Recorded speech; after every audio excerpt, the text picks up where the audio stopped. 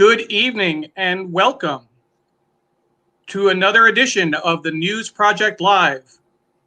Episode 9, Will Stop the Hate for Profit Succeed? Will local advertising come back after COVID-19? Join us for a great conversation with Tiffany Hsu, advertising and marketing reporter for the New York Times, and Gordon Borrell, expert in local advertising, CEO of Borrell Associates. The News Project Live is a weekly conversation with media industry experts and innovators about the future of news, brought to you by the News Project. Our hosts are Merrill Brown, CEO of the News Project, and Alex Leo, head of audience. We are live on Facebook, Twitter, LinkedIn, and YouTube. Please share, please tag your friends, please comment, let us know where you're watching from, and join us for what will be an entertaining and interesting discussion. Without further ado, Merrill Brown and Alex Leo. Good evening. From New York City, I'm Merrill Brown of the News Project, and welcome to tonight's edition of the News Project Live. Thursday evenings, we bring together some of the smartest minds in media to talk about news industry business issues, the issues that make the future of news gathering and news organizations so challenging. Tonight, one of the most important topics on everyone's mind as we wrestle with the impact of coronavirus on all of us and on the business. That's the state of advertising on the national front and on the local front, and the dramatic collapse in advertising that has crippled media.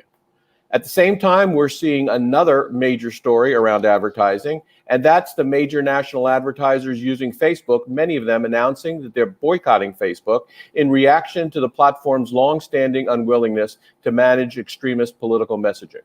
We'll talk to two experts on these topics and much more. Tonight, Tiffany Hsu, who covers advertising and marketing for the New York Times and has focused much of her recent energies on the Facebook advertising situation, and Gordon Borrell, one of the nation's top analysts of media advertising, who devotes his energies to local dollars. Two critical viewpoints in ad-supported media as we head into what is a very uncertain fall for news, information, and all of media.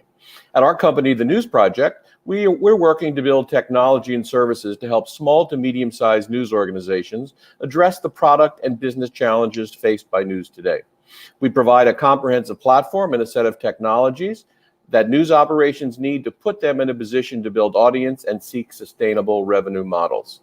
More on our work later on the program when co-host Alex Leo and I debrief. Alex joins us tonight from our home in Washington, D.C. Alex, welcome. Good evening. Hi, Merrill. Thanks for all of you who joined us. Please tell us where you're watching from, tag your friends joining you in the comments, and leave us your questions for later in the show. Merrill? Thanks, Alex. Tiffany Hsu has been with the New York Times for 3 years and has spent nearly 7 years at the Los Angeles Times, before that primarily as a business writer. Before joining the Times, Tiffany was a Knight Badgeo Fellow at Columbia University Business School, where she also received an MBA. Gordon Borrell founded Borrell Associates in 2001 and has built a renowned and authoritative business around local ad spending trends and data. He too was a reporter working for the Virginian Pilot in Norfolk and became vice president of new media at Landmark, the paper's parent company. He is a much sought after speaker, throws conferences where folks in the industry must be seen, and is widely quoted in the business press. He'll be sharing with us some new exclusive data just out today on what's ahead in local. Tiffany, Gordon, welcome. Tiffany, you're home in New Jersey. Please share with us a bit about lockdown life in your role at the Times. And Gordon, who joins us from his headquarters in Williamsburg, Virginia, please do the same. Tiffany? Hi, thanks so much for having me. It's so nice to talk to people and see other people's faces, because recently it's just been my husband, who currently looks like a Viking, and my plants, who I'm now obsessed with. I mean, I'm referring to my plants as who. So there you go. That's a snapshot of how I'm slowly losing my mind in my admittedly very comfortable apartment. Well, it has. You've been certainly proficient, and stories have come the way of advertising and marketing for sure. Thank you for all the good work. Gordon, how's lockdown life in Williamsburg? It's fantastic. I realized that once I shut down the office, and I have 3 kids actually at home that have come home from college or high school, that I have an empty office. So I've been coming into the office every day, and it has been wonderfully quiet, and the broadband is extremely reliable. So I'm having a good time. Okay. Well, and certainly you're productive as well. You've had what, 50 webinars in the last couple of months? 65 in the past 3 months. And we've, to put that in perspective, in all of 2019, I think we did about 30. So in the past 3 months, we've done 65 and reached, I think, over 25,000 people, when the previous ones would maybe get a few thousand. So there certainly has been a demand for information and knowledge as things have gotten more and more confusing. Well, thanks, Gordon. Let's jump into that confusion right now. Tiffany, Gordon, Tiffany, let's start with you. Tiffany, what's the state of advertising in the worlds that you cover today? I mean, in a nutshell, it's weird. It's very weird. Flexibility right now is all anyone wants to talk about. Ad buyers are backing out of contracts, they're reconstructing contracts. And a lot of companies that had just started recently to venture back into the market have since retreated again, when the protests happened. And they might have to retrench even further because the virus might come back in full force. No one really knows. It's just a state of uncertainty. Out of home to hit, because who's going to pay for a billboard when everyone's sitting on their couch? There have been a lot of painful layoffs, like Havas just announced some today. But there's also been a lot of chatter about how this could accelerate a lot of innovation, right? It could improve programmatic TV ad buying, lead to experimentation with remote ad making technologies, make people, consumers more open to targeted ads, that sort of thing. So it's really a mixed bag at this point. Gordon, from where you sit, what's the state of the advertising marketplace? It's interesting. We saw coming into 2020, before we even knew what COVID-19 was, before it entered our vernacular, we had seen a perfect storm forming with local advertisers. They're very practical. They don't do a lot of branding. They place ads and expect to sell things the next day. And they had taken on more and more tasks in terms of internal usage of typically social media, and had spent large amounts of time and money developing their own social media. And that kind of formed an echo chamber for them, because and they don't know this because they're novices. 74% of local ad buyers are novices. They don't have the experience it would take to be an apprentice or a master. And as they took on more of these tasks, they kind of concentrated more on social media. And now, as we're coming out of the pandemic, Merrill, what we're seeing is they're going to migrate more. This report that you had alluded to, we just published today, they're going to migrate a bit more to social media and search, because that's where they perceive the marketplace is. So it's a really interesting time. And again, what Tiffany mentioned is interesting, but local advertisers are a little more pragmatic, a little more impatient in terms of, ROI on their investment.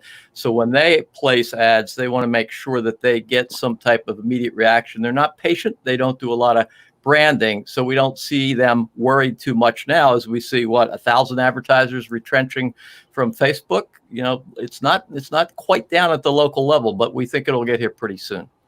I just want to take a second to thank all of our viewers and say hi to some of them. Jonathan Borstein, watching from Union Square, New York. Lake Han, watching from Nigeria. Stefan Kaplan, Peter Kreslowski, watching from Ashland, Oregon, and everyone else. So thank you for joining us, Merrill. Tiffany, Gordon, assess for us the measurement of what the pandemic has meant for the national and local advertising marketplace. Tiffany? I mean, it's been devastating to a lot of advertisers and agencies. But to me, the biggest mark, I think, of how this has really turned things around for a lot of advertisers is the fact that it's reshaping how they're thinking, right? Advertisers are really skittish right now. A lot of questions. Do we address the pandemic at all? Do we do it without coming across as opportunistic? How do we do that? Can we crack a joke? And that's how you end up with a raft of really homogenous ads early in the pandemic, like the piano chords, the slow shots of the empty streets, the iPhone videos of people baking at home. So we've had a couple of months where companies were really struggling, right? Did they have the budget for marketing? How could they physically produce commercials? Did they want their ads to show up next to news stories about dead bodies piling up? There's just been a lot of soul searching in this industry about wasteful practices, brand safety and relevance. More recently, things have loosened up a little bit.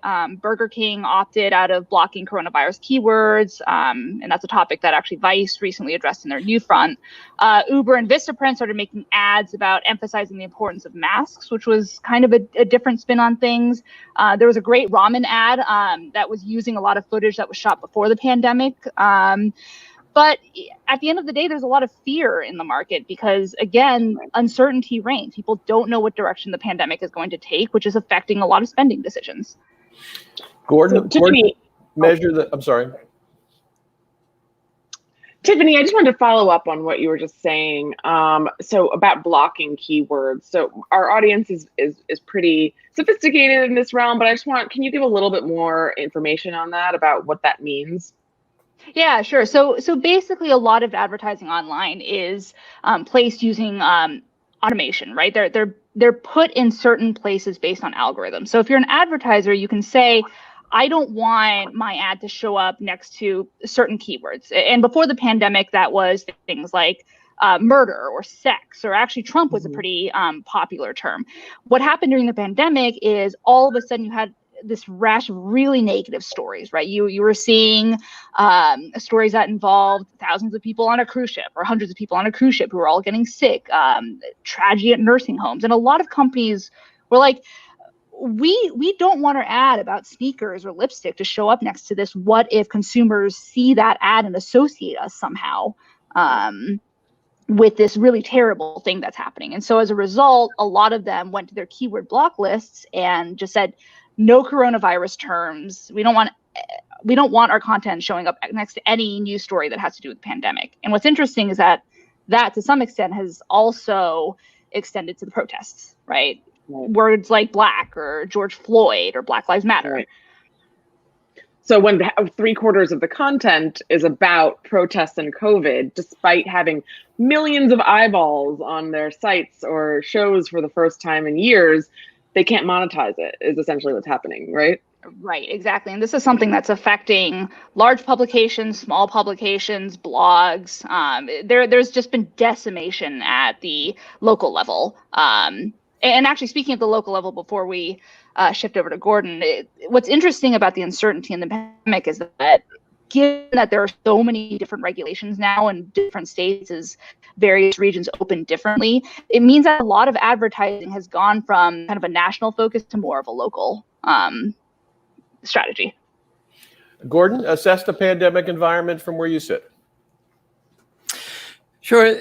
Right as it hit, and we've seen this before. We've studied different recessions and how and been through them and how local advertisers react.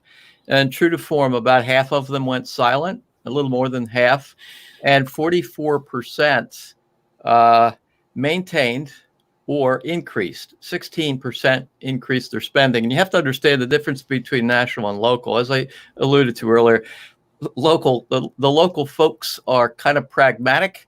They're entrepreneurs. They pivot kind of quickly because they are smaller. And within that small group, that 44% that maintained or increased their spending, we saw phenomenal amounts of creativity. And I've likened it to 100 years ago when there was a crisis for blacksmiths, which saw their clientele driving away in cars instead of horses. And they pivoted and they said, well, okay, our job is not just to shoe horses here. Our job is to serve the transportation needs of these people. And they put up gas pumps. Now, they didn't really say that, and they probably didn't think that. It wasn't around back then. But think about it. What they did was they said, crap, we got to put food on the table. What do? We can fix those cars. So the manuals for blacksmiths showed how to fix car engines. So fast forward to today, we have things like a kennel, which thought it was dead in the water because nobody was going on vacation and taking their dog to the kennel, started placing ads that had talking dogs that said, man, I need a vacation from you people. You're home all day long and you're on the phone, you're on the computers, you're taking me for a walk 5 times a day. I need a vacation. Give them a vacation at the kennel. We had food trucks going from centers of population, offices and downtown areas into neighborhoods, and the neighborhoods loved it. You know, they posted messages and said, hey, the food truck's coming, the taco truck. And the food trucks developed a new line of business. We had dry cleaners posting ads and placing notices that said, "Are you sick of doing laundry? We'll come and pick up your laundry and we'll do wash and dry and fold and deliver it back to you." So all this creativity was occurring. But again, it was with a small segment. A lot of these businesses, Merrill, are going to fail and have indeed failed. We failed already. We see it in their numbers that shut down. But there's a small amount that have understood the one key thing, and they all understand this, the ones that are advertising as much or more, and that is during a crisis, during an economic downturn, consumer spending generally continues. It plods along. During the pandemic, people were still buying jewelry. They were still buying mulch. They were still buying, food and, for God's sakes, toilet paper and things like that. And a lot of these entrepreneurs just pivoted pretty quickly. So you've given us a really good overview of where we are, both Gordon and Tiffany, in terms of Q3. But what are we seeing for Q4? Like, what are your projections about what's going to happen in what is typically a very highly advertised quarter? Tiffany, do you want to start? Yeah, sure. So just the other day, the 4A's trade group issued pandemic guidelines for what they called resilient agencies. And basically what they said was, don't go dark, right? Don't just scale back ads because you don't know what's happening or what's going to happen. Because the argument is you're going to lose momentum as things get better. And there is a lot of evidence that things are probably going to be getting better. And if that happens, you could see more live sports return, which would help. A lot of the advertising spending. Actually, some people think there's going to be such a surge of ads in the next few months that marketers are going to run into space and price issues because every company is going to want to get back in front of consumers all at the same time on the same platforms. There's research from Advertiser Perceptions actually showing that 90% of advertisers that plan to launch something this year are all going to do it in the second half, which is stunning.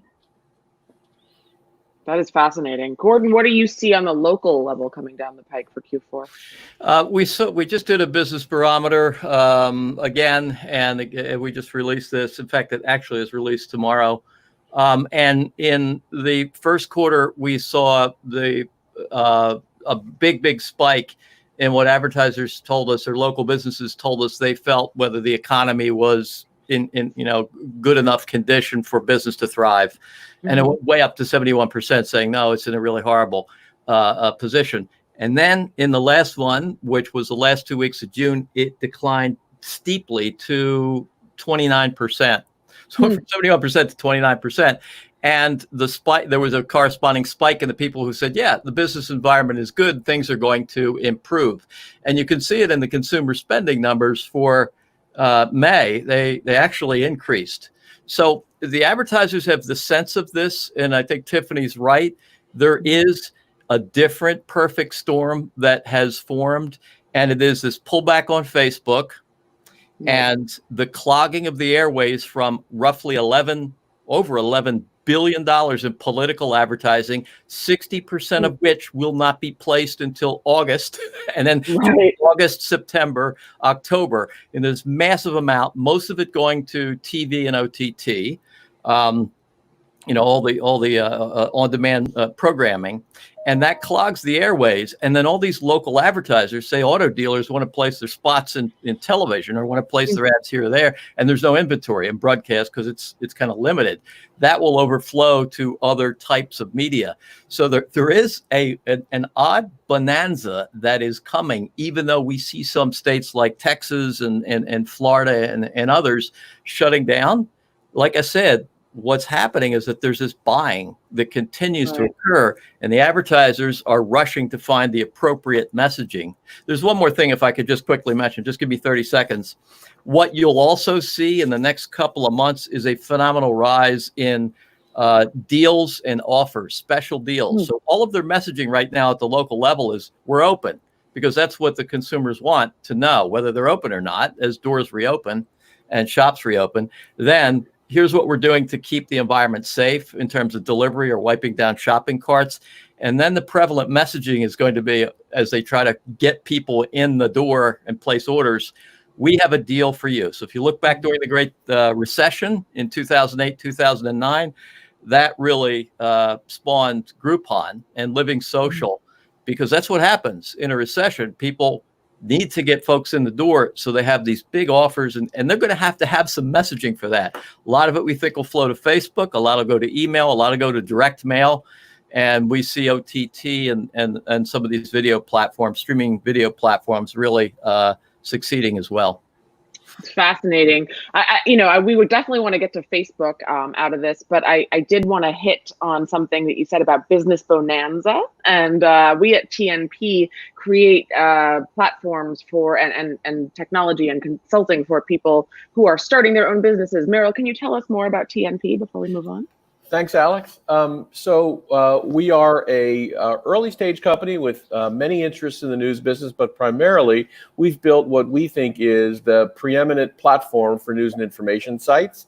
It's news in a business in a box, we call it. It's content management, it's proven technology, it's a bunch of really smart people on our team like Alex.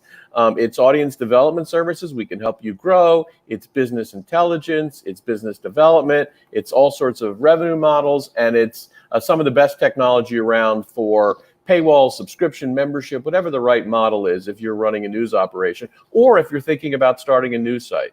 So if you're interested in the business of news, if you're operating a business or you're thinking about it, please be in touch with us. You can write to Alex at thenewsproject.net, or you can write to me at Merrill at thenewsproject.net. We'd love to hear from you. And by the way, those of you who are listening to the show tonight, please let us know where you are, where you're listening from. We have listeners all around the world. And we also want to just highlight for you for one quick moment, the inventory, if you will, of shows we have that you can go see. A lot of my friends have said to me, I'm having dinner Thursday night or whatever, I can't see the show. Well, we live in a streaming world and we're on demand. Last week, we had a great program with CNN's Brian Stelter. A couple of weeks ago, the CEO of WNET, Neil Shapiro, joined us. Several weeks ago, Elizabeth Green, who founded Chalkbeat, joined us. A couple of weeks ago, a great program on the protests with Meredith Clark and Jeff Jarvis. So there's a great inventory of shows. You can find them on YouTube. And we'd love to get your comments, not just on tonight's show, but on some of the back shows, which are every bit as interesting, at least we think, and hope you do as well, just as interesting as they were live. So go check out some of the back programs. The guests are quite something. Alex? Merrill, thank you so much. We have referenced it a few times in this show, the Facebook boycott that's going on. Tiffany, can you give our viewers a backstory on what's going on there? Yeah, sure. It's been kind of an incredible few weeks. Starting actually early in June, there were just a few scattered companies, very small companies, that started to say, we're not too comfortable with Facebook's content moderation policies. And this was after there had been a couple of posts by President Trump that had been very aggressive. There was really aggressive language, there was misinformation, and there were other social media platforms like Twitter and Snap that had taken action against those posts, while Facebook said, we're going to be hands off on this. We believe in free speech. And so these small companies in early June start saying publicly, we're going to back away from Facebook. Now, granted, Facebook's 8 million advertisers are mostly small businesses, but because there are so many advertisers, each individual advertiser doesn't really make a huge impression on Facebook when it cuts its spending. What happened in the middle of June, though, was that you had a bunch of civil rights groups like the Anti-Defamation League, NAACP, Color of Change, suddenly start promoting this campaign called Stop Hate for Profit. And at this point, they're targeting big companies, right? The big heavy hitters. And all of a sudden, some of these companies start to sign on. It started, I think, June 17th or 19th with a bunch of outdoor gear retailers, right? So Patagonia, North Face, REI. And after that, it's a flood of big spenders, right?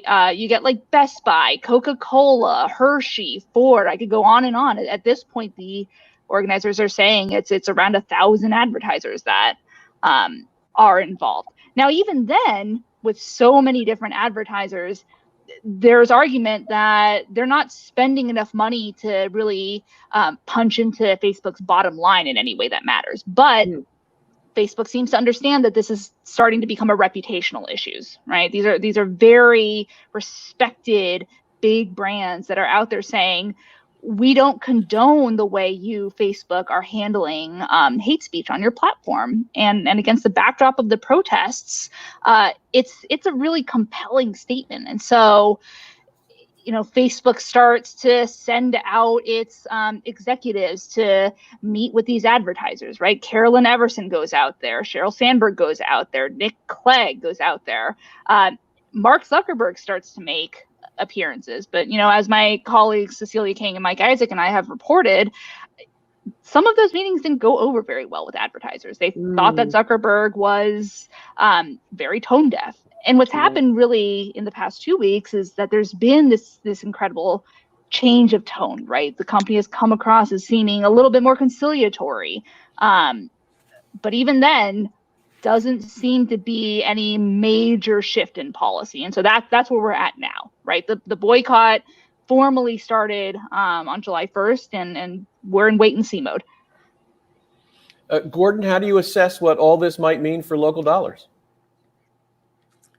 Takes a little time for Main Street to get the word about what's happening up in New York.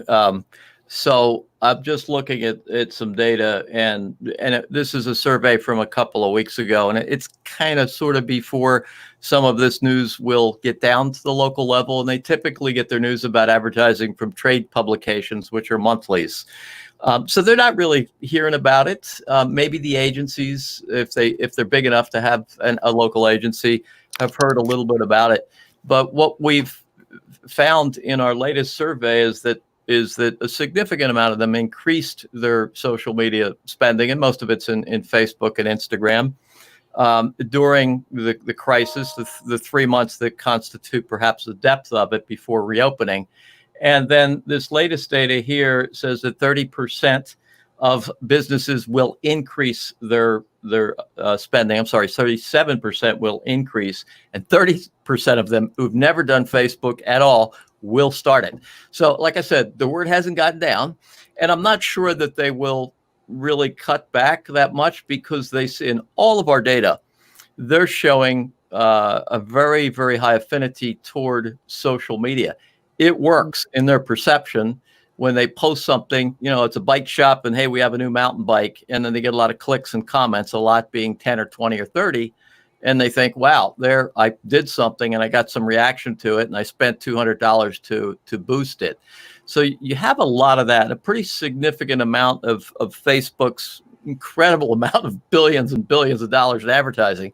Pretty significant amount comes from these smaller local advertisers that might be spending about $10,000 to $30,000 a year now on Facebook on Facebook advertising. So we see it continuing for a while. There have been some rumblings from some advertisers, and there's some concerns about it. And I think it's probably more along the lines of, yeah, we're not sure this is actually working, even though we are getting these clicks. We're getting more people hearing about us from that direct mail piece that we did. So the shakiness that we're seeing, albeit small, in Facebook, certainly not yet from this national concern about being associated with content they don't want their brands associated with, but more along the lines of, wow, we've plowed a lot of money into this. We're not sure it's actually working as well as we thought. It's fascinating. Would this be happening, Tiffany and Gordon, in a healthy economic environment, or is this an opportunity in the pandemic for people to make a political statement that happens to be convenient? It's probably a little bit of both. I'm sure you have some companies who are doing it for the PR. I mean, God knows I've gotten a lot of press releases from companies saying, hey, we're joining this boycott too. But I've had a number of media buyers make a really interesting thing to me, right? Which is that with companies like Unilever and Starbucks and like HP, these aren't really companies that need a PR boost, right? They're not likely to go out there and try to get a cheap uplift from good press. They know that what they say is influential. And so this person suggested that these big companies understand that pulling their spend from Facebook is more likely to make a big impression than any small company. And besides, Facebook, you have to understand, is a really efficient place for advertisers. It's fairly affordable. It reaches a huge number of people. So for these advertisers to pull back from a platform like this is likely to hurt them, especially when they're already dealing with budget issues from the pandemic. That said, it's interesting to hear this from the organizers' point of view, right? So some of the civil rights groups had a meeting yesterday with nearly 300 different advertising executives and marketing leaders, right? And you've got Jonathan Greenblatt from the Defamation League showing these really kind of striking examples of like a Geico ad appearing next to an Islamophobic image of Congresswoman Ilhan Omar, posted in an anti-government militia group. And there was like a State Farm ad that showed up on an exchange promoting violence against Jewish people. So sure, a lot of these advertisers are dealing with financial constraints at the moment, but they're also really, really concerned about brand safety. And that's at the root of what this boycott is all about for a lot of these folks. Yeah, and Tiffany, on that point, so in the context of Facebook, that's one thing, but these brands have been trying to communicate with their buyers throughout this protest movement as well. And with brands like Nike and the Citigroup, how meaningful and earnest do you see those efforts being? Are they playing defense? Are they committed to this? What is your takeaway from that? I mean, again, this is going to vary from company to company, but in the initial surge of support from corporate America after George Floyd's death, there was almost an instantaneous response from consumers who were like, "You guys are being hypocritical. You don't have a lot of Black people on your staffs or in your upper ranks. You've made pledges in the past that you haven't followed through on. Your advertising is often quite racist. I mean, we all remember that Volkswagen ad from not too long ago from a company that has shown support for Black Lives Matter. And so there have already been a slew of parodies of the Black Lives Matter ad. You had a lot of people criticize companies who participated in the Blackout Tuesday Instagram effort when a bunch of brands put up just a black square on their Instagram pages. People were saying, you can't get away with just doing this. This is not enough. And there have been a lot of pledges from a lot of people in the past few weeks. And I talked to actually an activist today who was saying the next probably 60 to 90 days are going to be very, very telling in how these folks follow through. Gordon, you were going to share with us via some slides that sort of your larger world view here and that would put this into some context. Let's go there if we can. Okay. Do you guys show the slides, or you want me to, or how do we do that? We will be showing your slides. Oh, good. Yeah, I had mentioned a while ago that businesses were taking on more and more of their tasks and in marketing tasks internally. And what this shows is that for the typical small business, this is research that we did last fall, they might be spending on average $27,000 just to manage, not to buy advertising, just to manage social media. And 20,000 of that is done internally. 29,000 on website design, 28,000 a year on email management. We add it all up, not each one of these, because not everybody does all of these, and it was about $120,000 per small business. And when we did this survey, we actually calculated the costs for businesses, and then because they didn't know. And then we gave the number back to them, and every single one of them was surprised.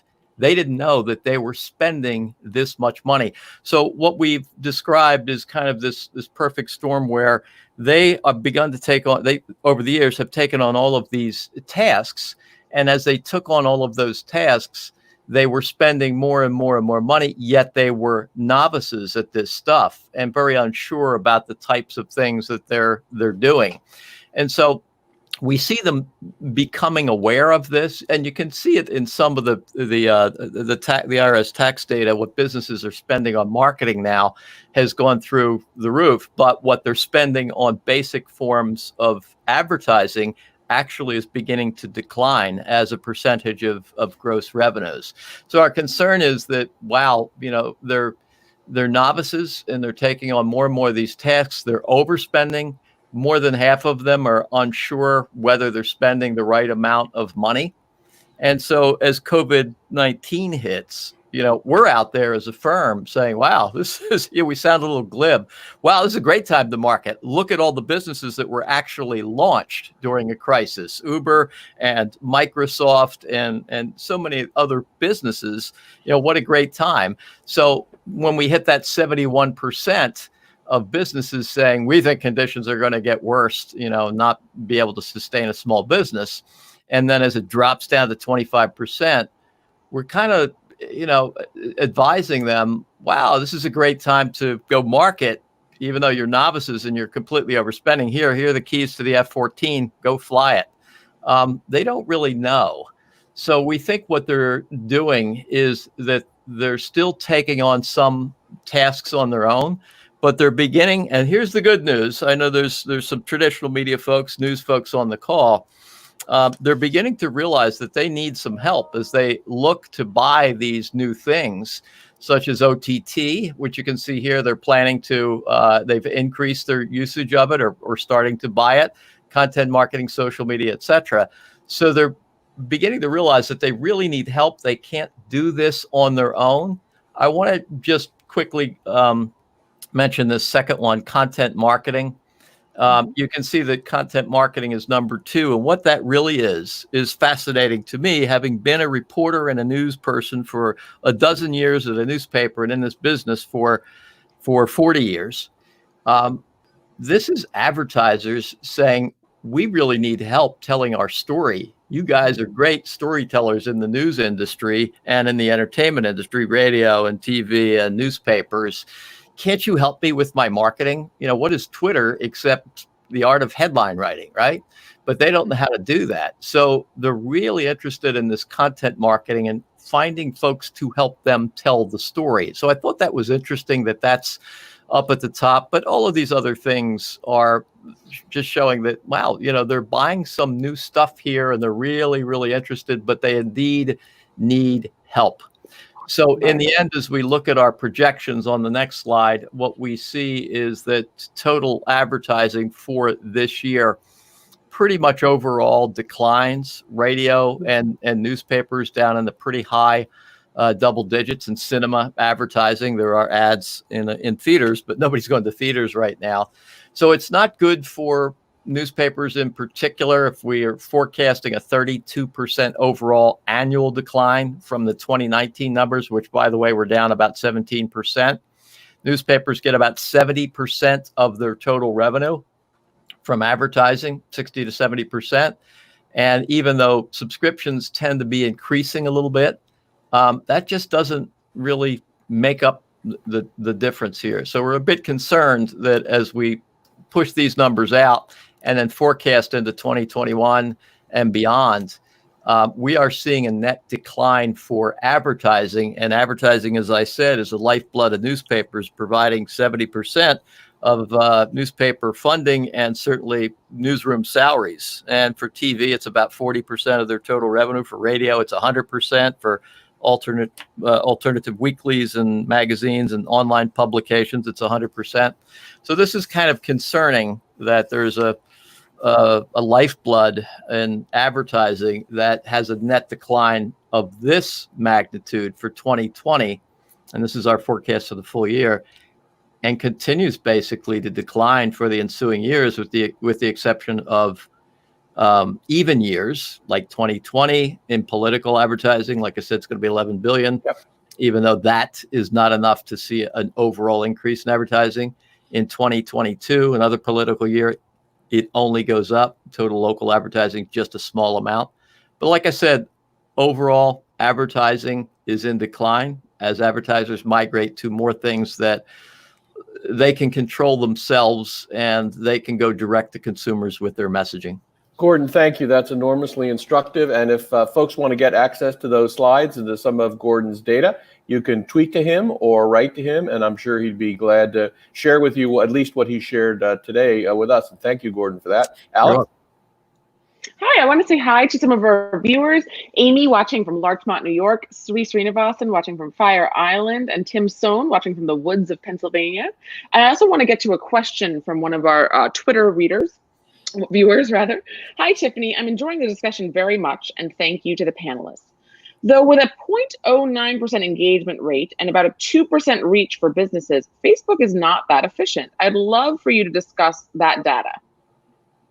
Tiffany Sure. and Gordon, do you have any input on that? You had mentioned, Gordon, earlier about, the kind of engagement that they see, but they're not sure if it's getting back to them in the long run. So can you, Tiffany, do you want to start, and then Gordon?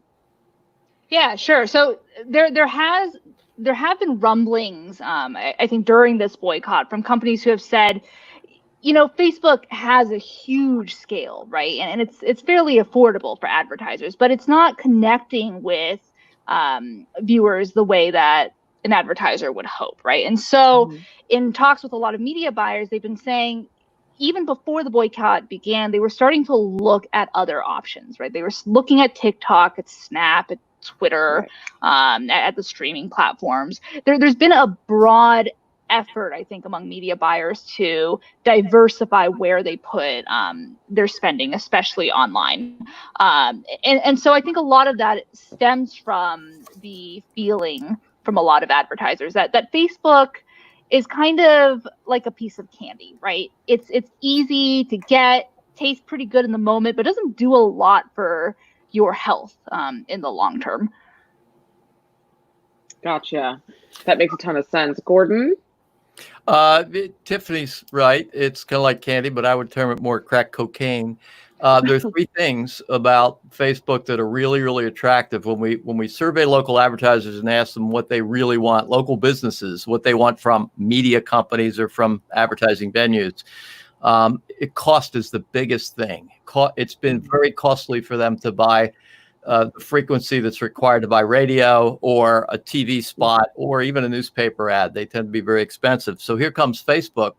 And they did a big research project with us about 10 years ago and looked at all the data, and they built exactly what the advertisers wanted out of that data, something that was very cheap, inexpensive. So they hit the cost one, something that businesses had control over so they could push something out there immediately, and something that gave them immediate gratification or clicks or likes. So Tiffany's right, working against something like that, all those three things that are like, oh, we can do this today and get an immediate reaction. But Merrill, you asked a question just a little bit earlier, is this what we're seeing with Facebook, political opportunity or maybe something else? Certainly at the local level, it's something else. When a economic downturn, a recession comes along, it magnifies trends that have been in place for years. And the magnification of the trend on Facebook, it has grown very, very quickly and then slowed down. And what we see is that slowing down even quicker, and advertisers going, hey, yeah, it does come with a lot of data. Newspapers don't come with a lot of data. TV doesn't really come with a lot of data. You can't tell how many people actually saw your ad, right? But Facebook does. So they're beginning to realize that, if you torture the numbers long enough, they'll confess to anything, So they're torturing these numbers to go, you know what? A lot of these likes are from people who aren't even in the market. And they're just slowly beginning to realize that. So I think that there is some trouble at Facebook from all these advertisers that are spending now. It went from an average of maybe $1,500 to $3,000 in about a year's time, about 6-7 years ago, to now $10,000 to $15,000 to maybe $20,000 a year. It's become higher on advertisers' radar. It's given them greater scrutiny. And I think you're going to see more of that, even though they're still rushing toward it because it's just so easy to use and to get immediate response from. Gordon, Tiffany, we have time for just another question or two, and we'd love to hear from the audience. Where are you watching, audience participants? Where are you watching from, and what would you like to ask? We have time for, as I said, another question from you as well. Tiffany, I want to ask you in particular about TV programming. I know from personal experience in recent days that you hopscotch a bit between Los Angeles and New York, and you lived in Los Angeles for many years as well. What do you hear and what do you observe about what the downturn in advertising is going to mean for the ability of people to finance and produce new programs? I think it says a lot that this time last year, people were coming out of this like glitzy upfront season, and everyone was like stuffed with rosé from Cannes Lions. And now, instead of like yucking it up over cocktail shrimp after Carnegie, you've got Kimmel cracking jokes in front of a green screen, and like YouTube sending people pizza at home for the all digital new fronts. Like everything has changed. There's eMarketer data from not too long ago, I think, saying that upfront TV spending is going to plunge something like 27% for the 2020-21 season.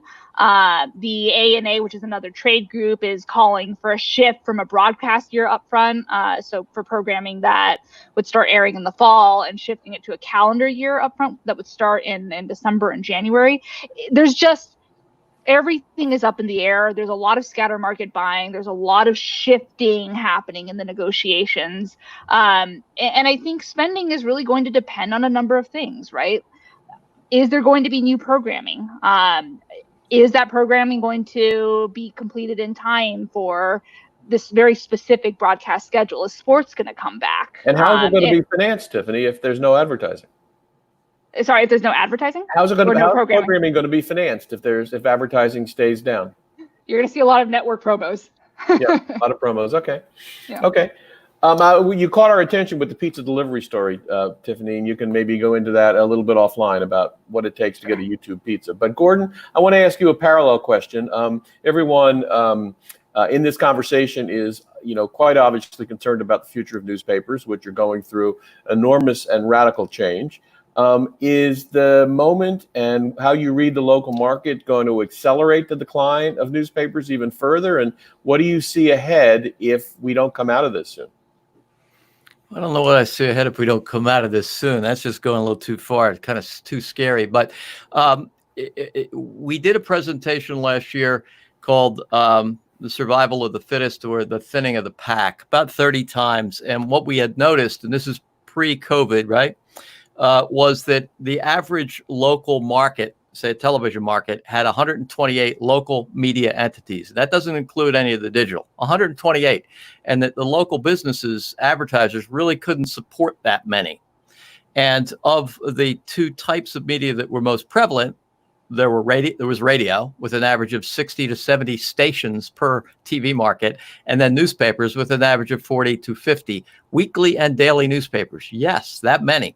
So what's happening, in short, really, is that pool is shrinking, and the weaker wildebeest are just going to disappear. And I think what you'll see, and I really hope this is true. So as a researcher, I'm a little worried that I've got some hope here in this prediction, is that there will be stronger entities as a result of the weaker ones dying out. Newspapers and radio stations now are dying at a rate of about 6 per week. It was about 3 per week until COVID hit.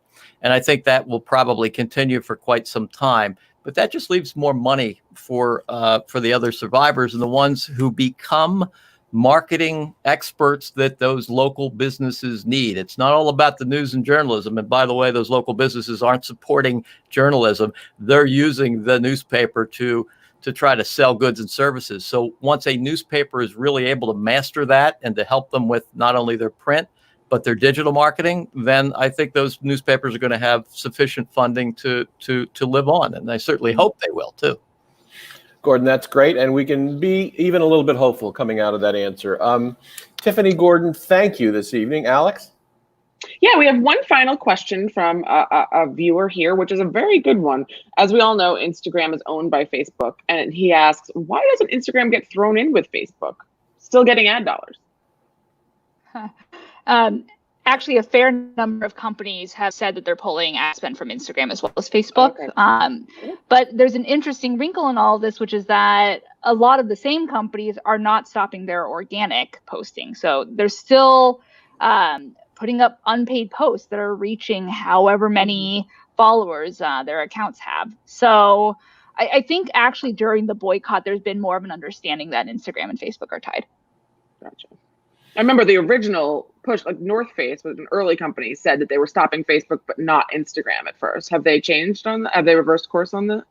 That I don't know. I'd have to check. Oh, okay. Well, Tiffany, we'll be reading the story you wouldn't tell us about in the Times later tonight, most likely. Thank you for joining us from Hoboken. Tiffany Hsu of the New York Times, Gordon Borrell of Borrell Associates from Williamsburg. Thank you, Alex. Thank you. And to our viewers, please join us next week when our guest will be Goli Shekolaslami, who's the CEO of WNYC Radio, perhaps the most significant public radio station in America and a national programming force in and of itself. We look forward to seeing her next Thursday at 6 p.m. And to all of you, please write us as suggested, Alex at thenewsproject.net, Merrill at thenewsproject.net. Please visit our site where, by the way, our older shows are available. That's thenewsproject.net. You can see all our programs, these video shows there. And again, Tiffany, Gordon, thanks for your time on a busy Thursday evening. And to all of you, have a safe week. We look forward to seeing you next week. And thanks for watching the News Project Live. Good evening. Thanks, everybody. Thank you. Thanks.